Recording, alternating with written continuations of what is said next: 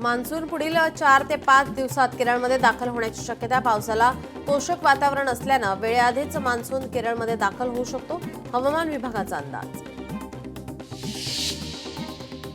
नवी मुंबईमध्ये काल विजांच्या कडकडाटासह मुसळधार पाऊस. अचानक झालेल्या पावसामुळे नागरिकांची तारांबळ.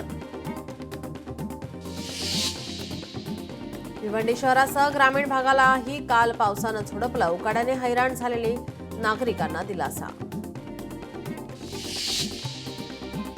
राज्यासह मुंबईमध्ये आजपासून 24 मे पर्यंत मेघगर्जनेसह मुसळधार पावसाची शक्यता, हवामान विभागाचा अंदाज. साताऱ्यात काल वादळी वाऱ्यासह जोरदार पाऊस. नाल्यांची साफसफाई न झाल्याने अनेक घरांसह दुकानात पाणी. नागरिकांचं मोठं नुकसान. पैठणमध्ये काल वादळी वाऱ्यासह पावसाची हजेरी. मुसळधार पावसामुळे पिकांचं मोठ्या प्रमाणात नुकसान. पुणे विमानतळावर जोरदार पावसामुळे पाणी साचलं, त्यामुळे प्रवाशांची गैरसोय.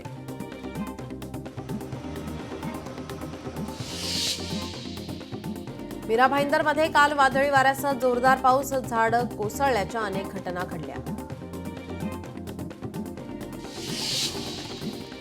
हिंगोलीमध्ये काल जोरदार पावसाची हजेरी. वादळी वाऱ्यासह पाऊस झाल्याने हळद पिकाचं मोठं नुकसान. शेतकरी चिंतेत. वाशिमच्या मालेगाव तालुक्यात काल विजांच्या कडकडाटासह जोरदार पाऊस. अनेक गावात वीज पुरवठा खंडित. झाडं कोसळतानाचा थरारक व्हिडिओ सोशल मीडियावर व्हायरल. अहिल्यानगर शहरासह परिसरात तिसऱ्या दिवशीही वादळी वारा आणि विजेच्या कडकडाटासह जोरदार पाऊस. रात्री अचानक सुरू झालेल्या वादळी वाऱ्यासह पावसाने नागरिकांची उडाली तारांबळ. वसई विरारमध्ये काल जोरदार पाऊस. अचानक अवकाळी पावसामुळे आंबा, केळी, पपई पिकाचं मोठ्या प्रमाणात नुकसान.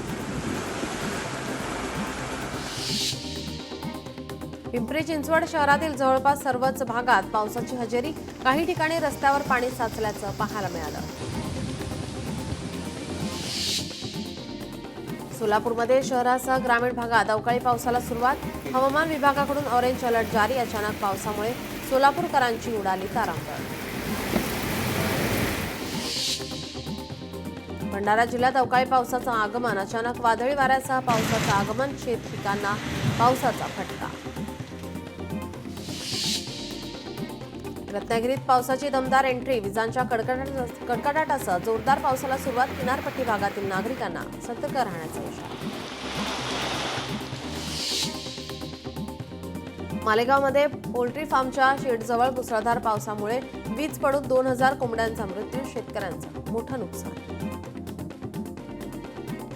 भारतीय रेल्वेमध्ये विनातिकीट प्रवास करणाऱ्यांची गर्दी. रेल्वे स्थानकांमध्ये विनातिकीट प्रवेश अशक्य. मेट्रोप्रमाणे पश्चिम रेल्वेवर प्रकल्प राबवला जाणार. पश्चिम रेल्वेवर 12 रेल्वे स्थानकांवर प्रवेश नियंत्रण प्रणाली प्रकल्प राबवण्यात येणार. पुण्यात पीएमपीच्या मुख्यालयात जागेत महामेट्रो हब सेंटर होणार. त्यासाठी महामेट्रो आणि पीएमपी प्रशासनाकडून सर्वसमावेशक आराखडा तयार.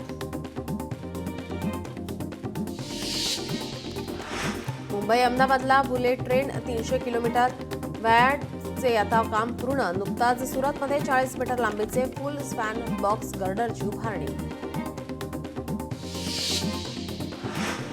ज्येष्ठ शास्त्रज्ञ लेखक डॉक्टर जयंत नारळीकर यांचं वयाच्या 88व्या वर्षी निधन. पुण्याच्या शासकीय इतमामात आज अंत्यसंस्कार होणार. छगन भुजबळांना मंत्रिपद मिळाल्याने मालेगावात जल्लोष. फटाक्यांची आतषबाजी आणि पेढे वाटप करत भुजबळ समर्थकांकडून जल्लोष साजरा.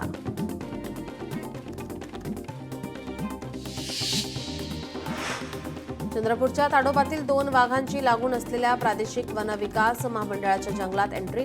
वाघांच्या झुंजीत बछड्याचा मृत्यू. बीडच्या नवगण राजुरी येथे दुचाकी आणि कारचा भीषण अपघात. दुचाकीस्वाराचा जागीच मृत्यू. बीडच्या केज रोडवर मोटरसायकलचा भीषण अपघात. 1 जणाचा मृत्यू, 2 जण जखमी. उपचारासाठी रुग्णालयात दाखल. आयपीएलचा अंतिम सामना 3 जूनला होणार. अहमदाबादमधील नरेंद्र मोदी स्टेडियमवर होणार सामना. बदलते हवामान बघता बीसीसीआयचा निर्णय. लोकशाही मराठी ऐका, पहा, जागरूक रहा.